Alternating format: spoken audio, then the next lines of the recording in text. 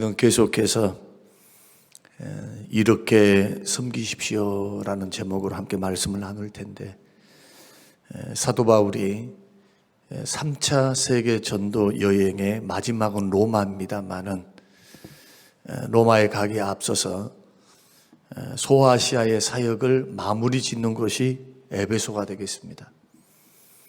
에베소 사역을 통해서 2년 반은 두란노스원에서 또 6개월은 에베소 지역에서 복음을 증거했습니다. 회당에서 복음을 증거했습니다. 도합 3년간의 사역이 되겠습니다.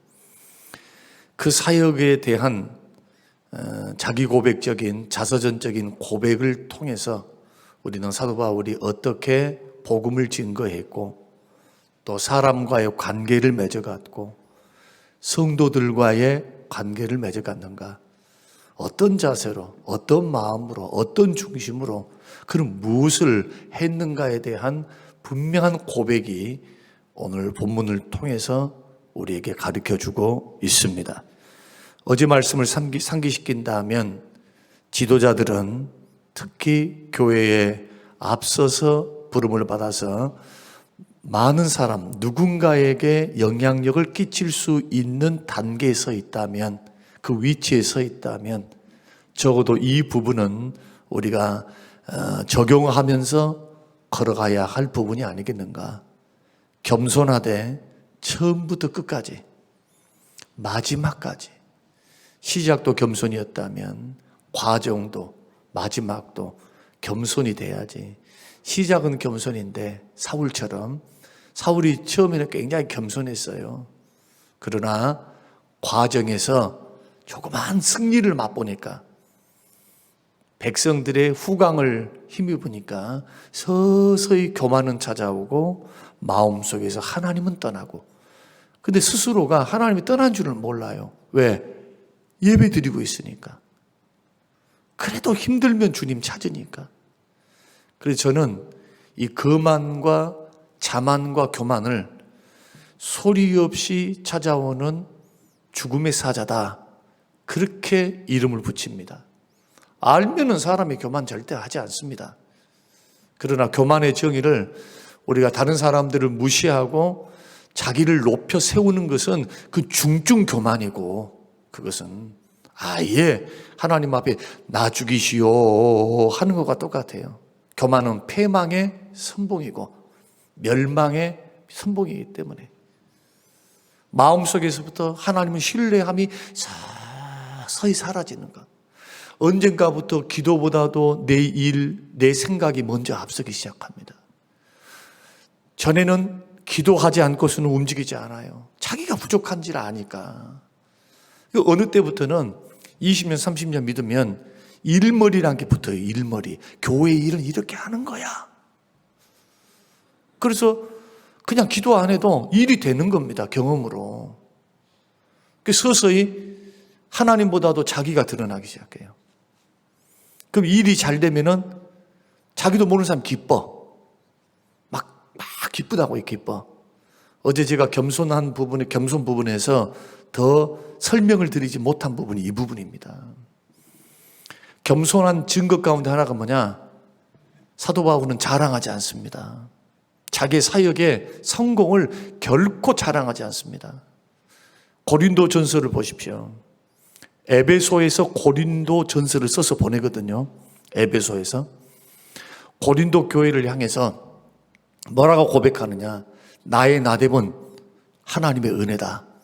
내가 다른 사도들보다 더 많은 일을 했고 많은 고생을 했지만, 부흥도 일으켰지만, 많은 수고를 했지만 내가 한 거 아니야. 내 안에 계신 그리스도께서 하나님의 은혜로 된 거다. 이 고백을 에베소에서 합니다. 에베소에서 편지를 써서 문제 많고 탈 많은 교회에 편지를 붙여요.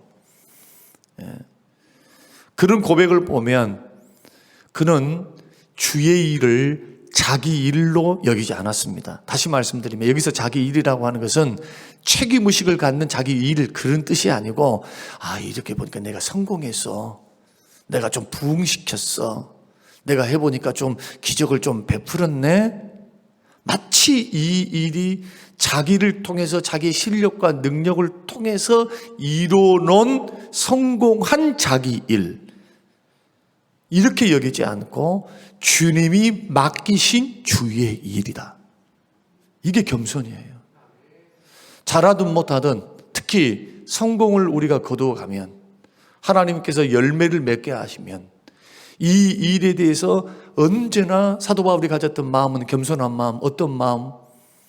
이 일은 주께서 나에게 맡겨주신 주의 일이고 주께서 힘 주시고 은혜 주셔서 승리케 하신 아버지의 일이다. 교만할 일이 어디 있습니까? 자랑 칠 일이 어디 있습니까? 제가 늘 쓰는 표현입니다만 종놈들인데, 목사님들도 장로님들도 꼭 기억하셔야 돼요. 우리는 종놈들입니다. 주님 앞에서 종이에요. 종. 큰 종. 어떤 종? 주님 앞에서 큰 종은 더 크게 섬기는 종. 막 권세를 부리고 막 좌지우지하면서 카리스마 있습니다, 돌격 앞으로 나를 따라오시오가 아니고 모범을 보이면서 따라오세요 하는 것이 주의 종들이에요. 이것이 베드로전서를 통해서 말씀하신 지도자들의 모습 아닙니까? 우리가 이제 5일째 되는 부분에 이 부분을 우리가 서로 나눌 텐데, 그런 의미에서 겸손하다라고 할 때 이 겸손은 우리의 인격이 돼야 될 줄로 믿습니다. 평상시 삶이 겸손해야 돼요. 모든 일에서 겸손했다. 어떤 일이든, 작은 일이든 큰 일이든 불편한 일이든 행복한 일이든 성공한 일이든 실패한 일이든 겸손하게 받드는 것을 배우는 것. 특히 교회 안에서는 이렇게 배워야 1등 그래요. 야, 됐구나. 참 본받을 만하다. 사람이 일은 잘하고 뭣도 잘하는데 교만하면요, 모든 영광 다 사라져요. 축복도 다 사라져요. 하나님이 끌어내려 버려요. 그러나 반대로 겸손하면 하나님이 세워주십니다. 세워줘도 괜찮아. 왜? 더 크게 세워줘도 상관없어요. 모든 영광 하나님 앞에 돌려드리는데 하나님 손해볼 일이 어디 있어요? 그래서 하나님은 인격의 하나님이시니까 보고 계십니다. 할렐루야. 우리의 신앙의 무게를 달아보고 계신다. 우리는 하나님 앞에서 사역하는 겁니다. 이 부분을 우리가 나누었고, 눈물이 있었다. 습기 메마르면 안 됩니다. 여러분, 새벽마다 부르짖고 기도하는 거, 사역만을 위해서 기도하는 건 어리석어요. 1대1로, 하나님 앞에 1대1로 머물러 있을 때 은혜가 있어야 돼요. 평상시에 은혜로 와야 된다는 거예요. 평상시에는 하나님 앞에 막 메마르게 살다가 뭐 일주일에 나와가지고 은혜를 끼친다고요? 그건 말도 안 되는 말이에요, 이 말은. 그러니까 하나님 앞에서 말씀을 묵상하고 받은 레마의 말씀이 있어야 될 것이고, 기도를 통해서 그 영혼들, 우리의 어린 영혼들, 상처받은 영혼들, 우리의 손식구들을 기도로 하나님의 품에 맡겨드리는 영적 사역이 있어야 된다. 돌봄의 사역이 있어야 된다. 몸으로 가기 이전에 기도로, 충분히 기도로 주께 아뢰고 영적으로 기도로 교통하면서 나아가는 그런 사역, 그런 사역을 통해서 눈물이 회복돼야 돼요. 습기가 있어야 돼요. 그래야 말씀을 들어도 은혜롭지. 사역을 하면서도 은혜로우니까 시험이 와도 스펀지를 빨아들일 때 쭉 눌렸지만은 그 다음에는 시간이 지나면 곧바로 튕겨져 나가는 거예요. 그러나 유리는 큰 무게의 시험이 오면 깨져버려, 부딪히면. 그 은혜는 우리 영혼의 완충지대다. 저는 그렇게 표현을 합니다.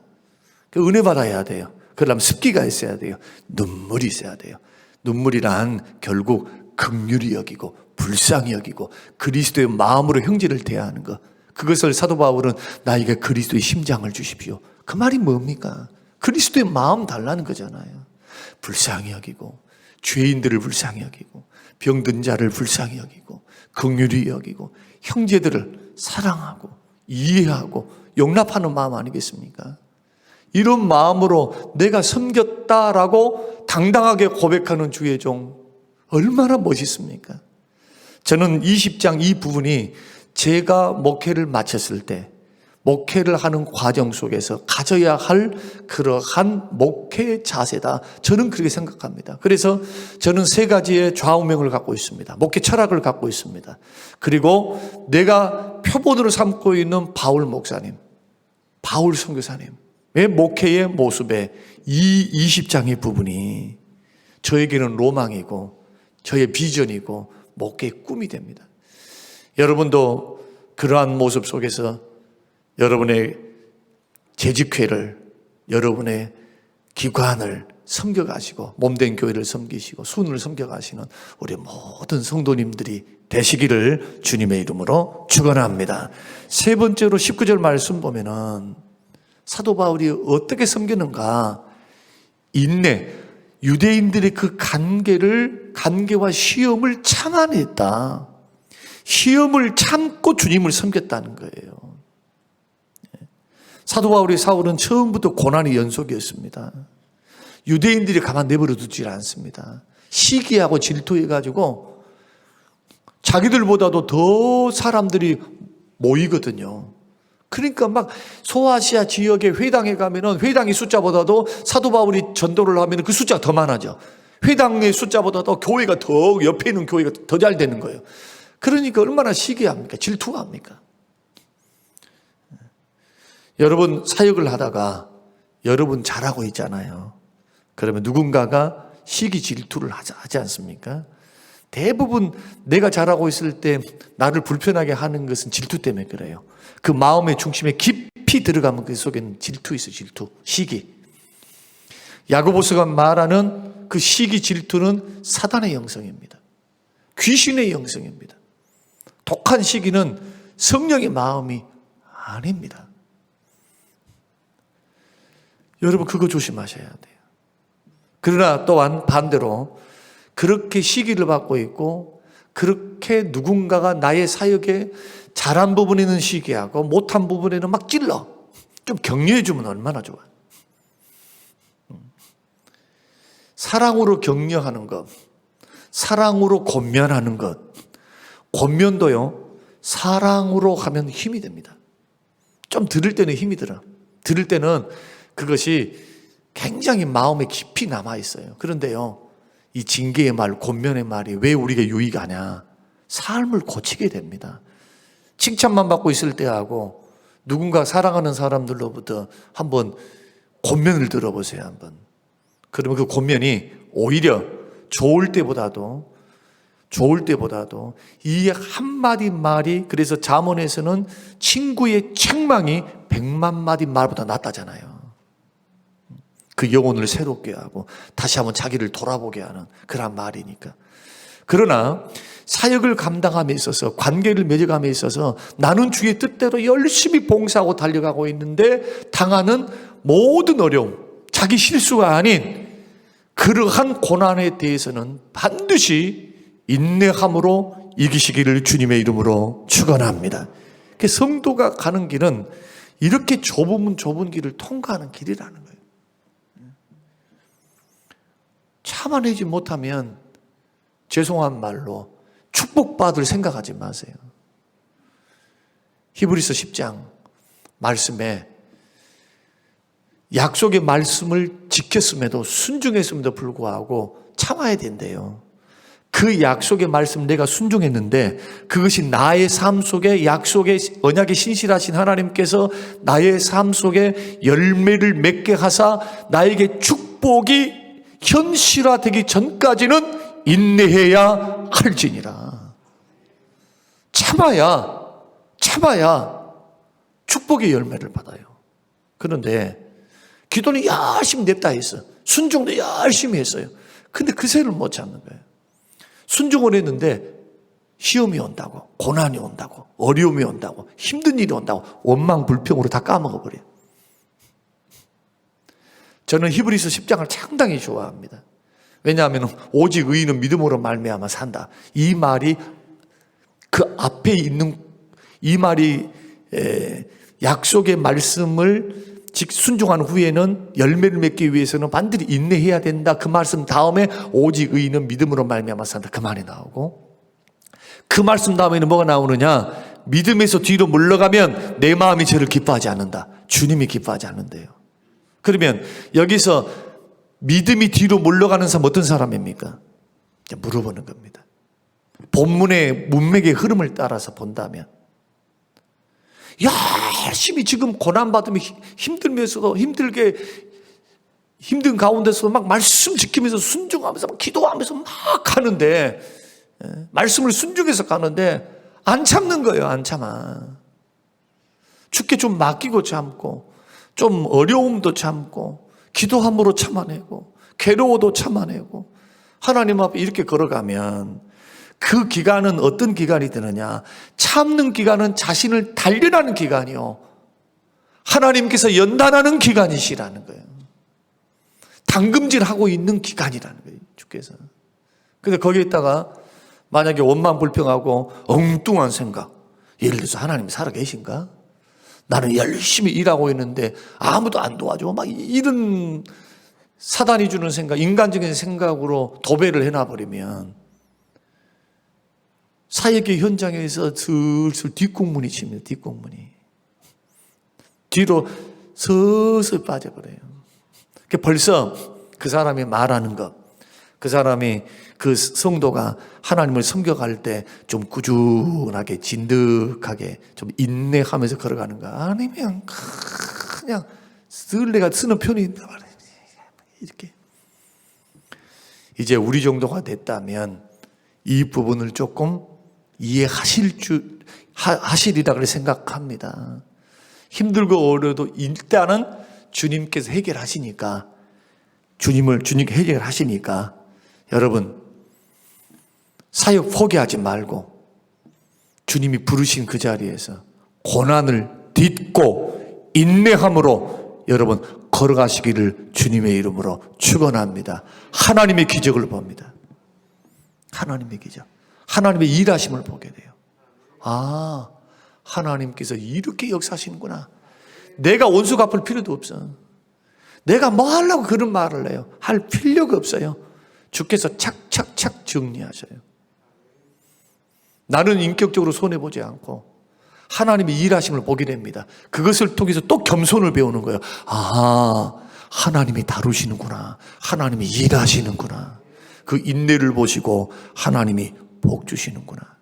그래서 사도 바울이 가장 큰 교회를 에베소에서 세우는 겁니다. 그래서 고린도 교회와 에베소에서. 고린도 교회는 문제 많고 탈만 났다면 에베소 교회는 그러지 않아요. 에베소 교회는 이단들도 싸워가지고 쫓아내, 이단들을. 진리 안에 굳건히 있어서. 그러나 그들도 실수는 있었습니다. 첫사랑이 식어져가요. 이것은 또 후에 설교이니까 오늘 시험을 참는 것, 저와 여러분이 이 부분에 있어서 여러분 승리해 가시기를 주의 이름으로 축원합니다. 반드시 승리의 길을 걸어갈 수 있도록 맡은 자리에서 여러분 섬기시고요, 하나님께서 힘 주십니다.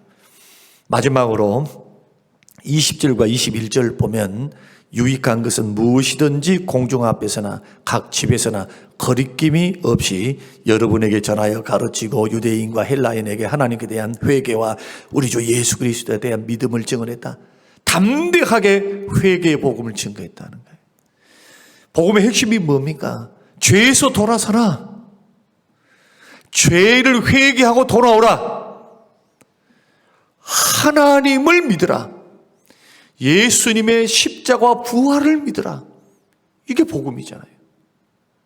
이게 복음이에요. 오늘날 여러분의 사역을 한번 점검해 보세요. 저의 사역도 점검해 보고 여러분의 사역을 한번 곰곰이 점검해 보세요. 복음이 중심인가?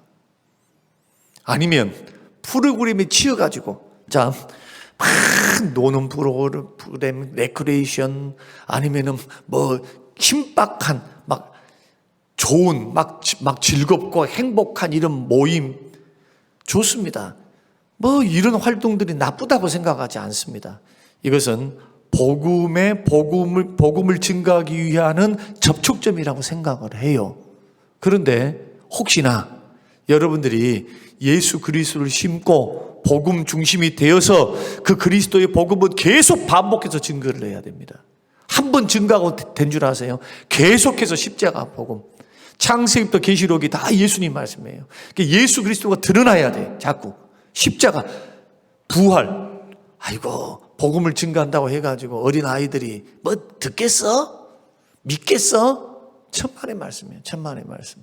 복음에는 능력이 있습니다. 사람을 변화시키는 능력이 있어요. 그 복음을 통해 성령님이 역사하시는 거예요. 그러니까 자꾸 오늘날 사역이 복잡해집니다. 어떤 프로그램을 막 하지 않으면 막 뒤처지는 교회 같아. 막 이것도 안 하면 다른 교회는 이거 했답니다. 저런 거 했답니다. 여러분, 그런 프로그램 중심으로 돌아가는 교회가 공허한 이유가 그거예요. 그렇게 몇 년만 한번 돌아가 봐봐요. 다 지쳐버려, 지쳐. 그런 프로그램이 적당히 있는 것은 중요합니다. 그러나 반드시 그 중심에는 뭐가 있어야 되느냐? 복음이 있어야 됩니다. 복음이 선포되고 복음대로 살아내야 돼요. 복음대로 산다는 게 뭡니까? 예수 정신으로 사는 겁니다. 회개할 줄 알고 회개하고 복음을 믿으라. 그리스도께 대한, 하나님께 대한 회개와 예수 그리스도에 대한 믿음을, 십자가 부활에 대한 믿음을 거리낌 없이 담대하게 복음을 증거했다. 천하 없어도요, 아무리 교회가 즐겁고 행복해도 예수 그리스도의 복음이 증거되지 않으면 구원을 못 받습니다. 사람들이 교회 문화에 들어올 수 있어요. 구원받지 못했는데 들어올 수 있다니까요. 그러니까 교회가 좋은 거예요. 만남이 좋고. 그러나 예수가 들어가지 않으면 아무런 소용이 없는 거예요. 그러니까 언제나 중심은 뭘로 끝나야 되느냐? 프로그램에 처음은 마음은 갖고 있으면서 처음에 프로그램을 해나가도 반드시 은혜를 끼쳐야 되고 예수님이 드러나야 되고 예수님이 증거돼야 된다. 이것은 목회자들은 반드시 기억하셔야 돼요. 이 부분을 조절할 줄을 모르면 놀이공동체가 돼요. 침묵 공동체로 그냥 전락합니다. 여러분 순모임 해보셨잖아요. 우리의 경험을 통해서 복음이 빠지고 말씀이 빠지고 만나가지고 막 나눔을 하고 이야기를 하고 하면 이것이 얼마 정도는 좋아요. 그러나 조금 지나면 공허해진 걸 느껴요. 뭔가 빠졌어. 이해가셨어요? 뭔가 빠졌어. 뭔가 공허해. 분명히 만나고 놀고는 왔는데 공허해. 이게 정상입니다. 반드시 은혜의 나눔이 있어야 돼요. 하나님의 중심으로 예수님에 대해서, 주님이 주신 그 은혜에 대해서, 기도 응답에 대해서 나는 이런 예수 만났다. 이런 기도의 응답이 있었다. 아이들이 그렇게 고백할 수 있도록 성령의 임재 속에 거하는 것, 성령으로 해석할 줄 아는 것, 자기 자신들에게 기도를 이렇게 응답, 이게 제자훈련입니다. 이게 제자훈련이 무슨 성경 공부인 줄 아세요? 천만의 말씀이에요. 그걸 안 해요. 그러니까 이런 부분들을 우리가 생각하면서 교회도 기관도 이렇게 바란스를 유지하고 중심을 딱 잡고 나가는 것. 사도 바울이 나는 유익한 것은 거리끼지 않았다. 나는 담대하게 복음 증거했다. 왜냐하면 복음만이 죽은 영혼 살리고 죄인들을 의롭게 하고 구원을 주는 핵심이기 때문에 저는 오늘 이 네 가지를 이틀 동안 저와 여러분들이 한번 나누면서 저와 여러분들의 마음속에 잘 정리가 되어서요, 몸된 교회는 어떻게 섬기라고요? 이렇게 섬겨보자. 성경대로 섬기자. 주의 말씀대로 섬기자. 이렇게 섬겨가시는 지혜로운 하나님의 종들, 능력 있는 주의 종들이 되시기를 주님의 이름으로 축원합니다. 고마우신 하나님 아버지 감사합니다. 우리 사역의 모든 결말은 예수 그리스도를 증거하고 예수 그리스도를 높이는 것이 되게 하여 주시옵소서. 감사드리며 예수님 이름으로 기도합니다. 아멘.